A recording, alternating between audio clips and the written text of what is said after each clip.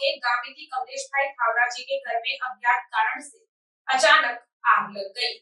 दिनांक 18 अप्रैल 2024 गुरुवार को 2:30 बजे अरवली जिले के भिलोड़ा तालुका के जेतपुर गांव में गामेती कमलेश भाई थावरा जी के घर में अज्ञात कारण से अचानक आग लग गई,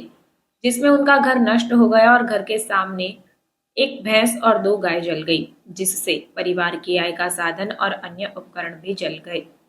जिसमें करीब 4 लाख की आर्थिक क्षति हुई है, जिससे परिवार आर्थिक संकट में आ पड़ा है। तब पीड़ित परिवार ने सरकार से आर्थिक मदद की गुहार लगाई है। હું અરવલ્લી જિલ્લાનો હું પિલોડા તાલુકાનો હું અને જેતપુર ગામનો હું અને મારું નામ હે ગામેતી કમલેશભાઈ થાવરાજી અને મારે હતી હું લગ્નમાં આવેલો હતો મારા પત્રીજીનું લગ્ન હતું અને અચાનક આગ બળવાથી માર હતી એક ગાય 2 ગાયો ને એક ભેંસ મરી ગઈ અને